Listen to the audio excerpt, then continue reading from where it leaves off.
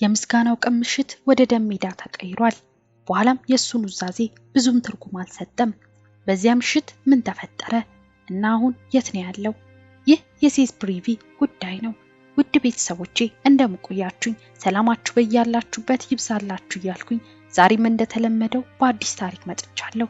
ቪዲዮን ላይክ፣ አዲስ የሆናችሁም ሰብስክራይብ በማድረግ ይህን ቻናል ተቀላቀሉ እያልኩኝ ሙሉን ታሪክ ከሰማችሁ በኋላ ሐሳባችሁን በኮሜንት ላይ እንድታጋሩኝ ኮዲው እየጠየቅኳችሁ እስከ መጨረሻው አብራችሁኝ ሁኑ። ወደ ታሪኩ ልለፍ። እንደ ኢሮፓያን አቆጣጠር የኖቬምበር 1998 የመጨረሻው ሐሙስ ነበር እና በሚስኪገን ሚቺጋን ውስጥ ያለ አንድ ትልቅ ቤተሰብ የምስጋና ቀንን እያከበረ ነበር። እናት ሊንዳ ሻወር እየወሰደች ነበር። የሊንዳ ባለቤት ስቲቨን አባቱ ጆንን በመኪና ለመውሰድ ጋራጅ ውስጥ ነበር። በቤት ውስጥ ሁለት ወንድማማቾች የ19 ዓመቱ ጄድ እና የ18 ዓመቱ ሴዝ ነበሩ። ጄድ ሳሎን ውስጥ ቲቪ እየተመለከተ ፍቅረኛው ኤፕሪል እስክትመጣ እየጠበቀ ነበር። ነገር ግን ማንም ያላወቀው ሴዝ በመኝታ ክፍል ውስጥ የአባቱን 22 ካሊበር ሽጉጥ እያስተካከለ መሆኑን ነው። አባቱ ገና ከመውጣቱ ሴዝ ወደ ታች ወረደና የወንድሙን ጭንቅላት አነጣጥሮ አንድ ዞር ተኮሰ። ከዚያም በጸጥታ አባቱ አያቱን እየጠበቀበት ወደ አለው ጋራጅ ውስጥ ገባና 3 ጥይቶችን ተኮሰ። አንድ ወደ አባቱና 2 ወደ አያቱ ነበር። ከዚህ በኋላ ሴዝ ወደ ላይ ወጣና እናቱ ከመታጠቢያ ገንዳ እስክትወጣ ጠብቆ አነጣጥሮ ተኮሰ። ይህን ሰዓት እየሆነ ያለው ነገር ለማወቅ ወይም ስለ ህይወቷ ለመለመን ጊዜ አልሰጣትም። የሴዝ ቤተሰብ በሙሉ በደቂቃዎች ውስጥ ጠፉ። ነገር ግን አንድ ሰው ወደ ቤቱ ደረሰ። ያም ኤፕሪል ቦስ ነበረች። የወንድሙ የሴት ጓደኛ የበሩን ደወል ደወለች። በኋላም ሴዝ አስገባት። እሷም በቤት ውስጥ ከደቂቃዎች በፊት መሬት ላይ የነበሩትን ሬሳዎች ማየት ቻለች እና ሴዝ ወደ ጭንቅላቷ አተኩሮ ከመተኮሱ በፊት ወደ ላይ አስመልሳ ነበር። ሴዝ የኤፕሪል ህይወት ባይወስድ ኖሮ ምናልባት ፈጽሞ ላይገኝ ይችል ነበር። ሆኖም ሴት ልጃቸው በዚያ ምሽት ወደ ቤት ስላልመጣች የኤፕሪል ቤተሰቦች ተጨነቁ። የኤፕሪል ወላጆች ወዴት እንደሄደች ያውቁ ስለነበር በመኪና ወደ ፕሪቪ ቤት አመሩ። ቤቱ ጸጥ ያለ ነበር፣ ነገር ግን በሩ ክፍት ነው። ስለዚህ ሁለቱም ወደ ውስጥ ሲገቡ የተመለከቱት ነገር በተቃራኒው ነበር። ይህም ቤቱ ዝርፊያ በሚመስል ነገር ተቀይሯል። እነሱም ዝርፊያ ነው ብለው አስበው የኤፕሪል እናት ጁሊ በሚንቀጠቀጥ ድምጽ 911 ደወለች። በማግስቱ ይህ ጉዳይ በሚቺጋን ታሪክ ውስጥ እጅግ የከፋ ወንጀል ተብሎ መነጋገሪያ ሆነ። የዚህ ዘግናኝ የጅምላ ግድያ ሰለባዎች ተለይተው ታውቀዋል። የ49 ዓመቷ ሊንዳ፣ የ50 ዓመቱ ስቲቨን፣ የ70 ዓመቱ ጆን፣ የ19 ዓመቱ ጄድ ፕሪቪ እና የ19 ዓመቷ የኤፕሪል ቦስ ነበር። ፖሊሶች ወደ ፕሪቪ መኖሪያ በደረሱበት ምሽት አንድ የፖሊስ መኮንን አንድ ሚስጥራዊ ሰው ቤቱን ከኋላ ካለው ጫካ ውስጥ ሲያንዣብብ አስተዋለ። በፍጥነትም ፖሊሶች አሳደው የ18 ዓመቱን ስቲቨን ዋላስን ያዙ። ስቲቨን የሴዝ ቅርብና ታማኝ ጓደኛው ነበር። በነፍስ ግድያ ተጠርጥሮ እጁ በካቴና በታሰረበት ደቂቃ ራሱን ነፃ ለማውጣት ሁሉንም ለፖሊሶች ነገራቸው። ነገር ግን ጓደኛው በኋለኛው ጊዜ የውሸት ዝርፊያ የሚመስል ነገር ሰርቶ እንዲረዳው ጠይቆት ነበር። ስቲቨን የቅርብ ጓደኛውን ስለመርዳት ሁለተኛ ሐሳብ አልነበረውም። ፖሊሶች ሴዝ በትምህርት ቤት ግቢ ውስጥ ተደብቆ ሊሆን እንደሚችል ለትምህርት ቤቱ አሳውቀው ነበር። ዋና አስተዳዳሪ ግሎሪያ ሉዊስ ሴዝን ያየ በፍጥነት እንዲጠቁም የሚል መግለጫ ወጣች። በእርግጥ ግሎሪያ ከሌሎቹ ተማሪዎቿ ይልቅ ስለዚህ ትጨነቃለች። ሴዝ የትምህርት ቤት ጓደኞቹን ለመጉዳት ምንም ነገር እንደማይሰራ እርግጠኛ ነበረች። ነገር ግን ሴዝ በቀላሉ ራሱን ለፖሊስ አሳልፎ እንደሚሰጥ እርግጠኛ አልነበረችም። ከመታሰሩ በፊት ህይወቱን ሊያጠፋ ይችላል የሚል ስጋት ነበራት። የ18 ዓመቷ የኮሌጅ ተማሪ ጃኔፍ ሲሞኒል መኪና እየነዳች ሳለ አንድ እጁና ልብሱ የቆሸሸ ሰው አይታ ሊፍት ጠየቃት። ጃኔፍ የሁለቱ ጓደኞቿን የጄድንና የኤፕሪል መሞት ባወቀችበት ጊዜ በጣም በመጎዳቷ የተነሳ ከትምህርቷ ወጥታ ነበር እና ይህን ሰው የጠየቃት ቦታ ለማድረስ ወደ መኪናው አስገባችው። ነገር ግን ከጥቂት ሰከንዶች በኋላ ፊቱን አየችውና የጄድ ወንድም እንደሆነ አወቀች። እሷ በደግነት ያስገባችው ሰው ሳታውቀው ነፍሰ ገዳዩን እየረዳች ነበር። የጓደኛዋን ህይወት ያጠፋው ሰው እንደማታቅ በመምሰል ይፈልግበት ቦታ አወረደችው። ከዛ በጭንቅ ውስጥ ሆና ለፖሊሶች ስልክ ደውላ የት እንዳወረደችው አሳወቀች። ሴዝ ከጥቃቱ በኋላ በ24 ሰዓት ጊዜ ውስጥ በቁጥጥር ስር ውሏል። ከእንደዚህ አይነት ጉዳዮች ጋር ተያይዞ ጥያቄው እንዴት ሳይሆን ለምን ነበር። በስቲቨን ዋላስ የእምነት ክህደት ቃልና የሴስ ዲኤንኤ በሁሉም የወንጀል ትዕይንት የሆነው ነገር ግልጽ ነበር። ይህን ሰዓት ሁሉም በድንጋጤና ባለማመን ተውጠዋል። ጓደኞቹ ሴስ ጥሩ ጸባይ ያለው ልጅ መሆኑን ስለሚያውቁ ባደረገው ነገር በጣም ተደናግጠዋል። አንዳንዶቹም ማመን አቅቷቸዋል። ሆኖም መርማሪዎቹ በቤተሰብ ውስጥ ያለውን የቅርብ ጊዜ ታሪክ መግለጽ ሲጀምር የሴስ የአእምሮ ማሽቆልቆል እውነታ ትንሽ የበለጠ ግልጽ ሆነ። አባቱ ስቲቨን የ5ኛ ክፍል አስተማሪ ነበር። ለ25 ዓመታት ያስተምር ነበር እና በትምህርት ቤቱ ስለሱ የማይናገር አንድ ሰው አልነበረም።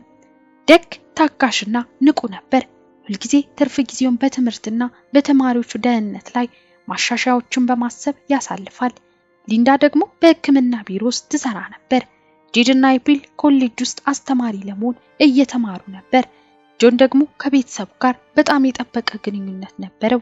እሱ በራሱ ቤት ውስጥ በአንድ ሰፈር ይኖር ነበር እና በሳምንት ብዙ ጊዜ እነሱን ሊያይ ይመጣል።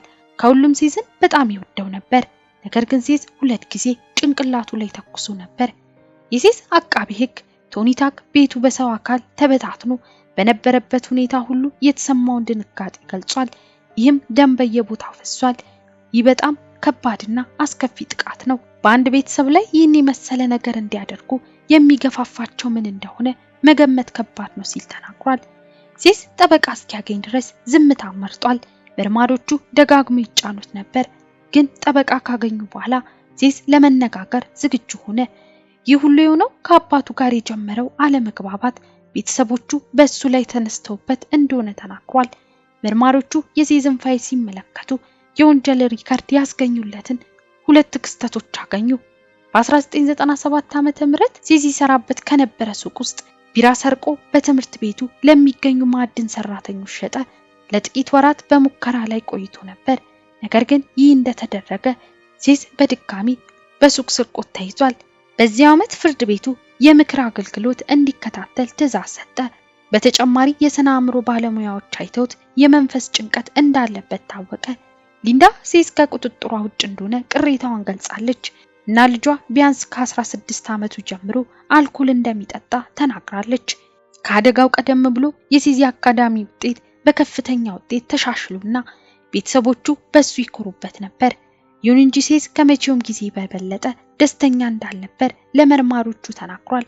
ከክስተቱ በፊት በነበሩት ጥቂት ወራት ውስጥ የመገለል ስሜት እንደነበረውና ከጥቃቱ በፊት በነበረው እሁድ ሴዝ አባቱ ከቤታቸው እንዲወጣ ጠይቆት እንደነበር ተናገረ።